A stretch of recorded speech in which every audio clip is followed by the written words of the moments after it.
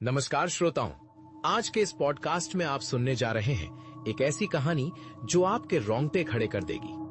कमरा नंबर 307 का रहस्य। मैं आपको ले चलता हूं उस रात की यात्रा पर जहां शांति की चादर ओढ़े एक भयावह सच्चाई छिपी थी। बरसात की वो रात कुछ ज्यादा ही शांत थी, इतनी शांत कि कीड़ों की आवाज भी नहीं आ रही थी। जैसे प्रकृति भी जानती थी कि आज कुछ अनहोनी होने वाली है। रवि अपनी बाइक से गिर चुका था, उसके पैर में चोट थी और मोबाइल पूरी तरह बंद। दूर दूर तक बस एक ही जगह दिखी, शांति गेस्ट हाउस। वो नाम शांति कितना विरोधाभासी था उस जगह के लिए। गेट अपने आप चर्र की आवाज के साथ खुल गया, जैसे किसी अदृश्य शक्ति ने रवि का स्वागत किया हो। अंदर बैठा केयरटेकर बिना पलक झपकाए रवि को देख रहा था। उसकी वो आंखें कुछ कह रही थीं। ऐसा लग रहा था जैसे वो उसे पहले से जानता हो या शायद इंतजार कर रहा हो। कमरा चाहिए? रवि बोला।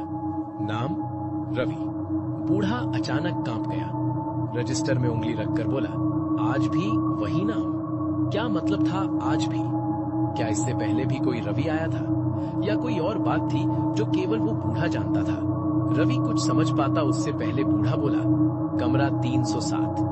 और याद रखना, अगर कोई तुम्हारा नाम लेकर बुलाए तो पलटकर मत देखना। क्यों नहीं देखना था पीछे मुड़कर? क्या था कमरा 307 में? कितने रहस्य, कितने सवाल, लेकिन रवि को इनका कोई अंदाजा नहीं था। कमरा 307। दरवाजा बंद करते ही ठक, अंदर से आवाज आई, जैसे किसी ने कुंडी लगाई हो। रवि ने पीछे देखा, वो अकेला था। अकेला? क्या वो सच में अकेला था? घड़ी की सुई 12 बजे पर रुकी, जैसे समय थम गया हो या शायद एक नए समय की शुरुआत हो रही थी रवि के लिए और कमरा 307 के लिए। अचानक बाथरूम से पानी टपकने की आवाज, टप टप टप। रवि ने दरवाजा खोला। अंदर शीशे पर उंगलियों से लिखा था, रवि तुम आ गए। उसका खून जम गया। कौन जानता था उसका नाम? कौन जानता था कि वो आएगा? क्या उसका आना पहले से तय था? पीछे से किसी ने धीरे से सांस ली। रवि पलटा।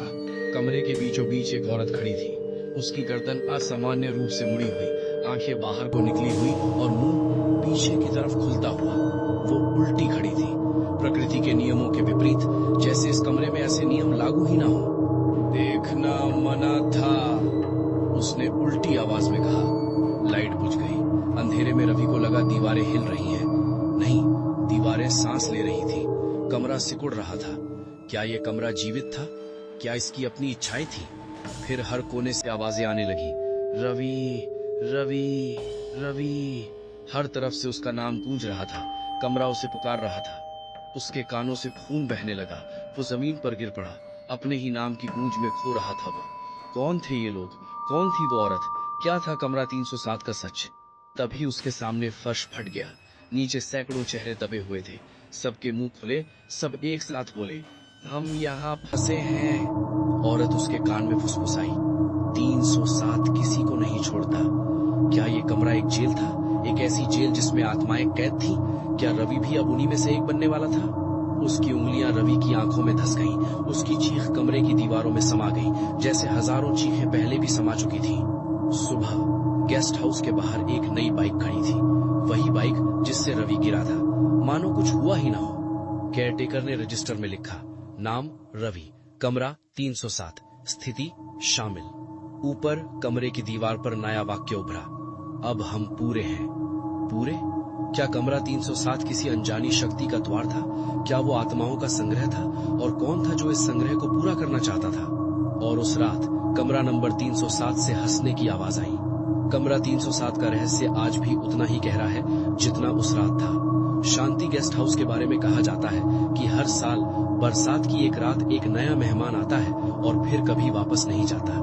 अगर कभी आप किसी अनजान जगह पर ठहरे और आपको कमरा 307 मिले तो याद रखिएगा, अगर कोई आपका नाम लेकर पुकारे तो पलट कर मत देखिएगा। आज के पॉडकास्ट कमरा 307 के लिए इतना ही। याद रखिएगा, हर कहानी के पीछे एक सच छिपा होता है और कभी कभी वो सच कहानी से भी डरावना होता है।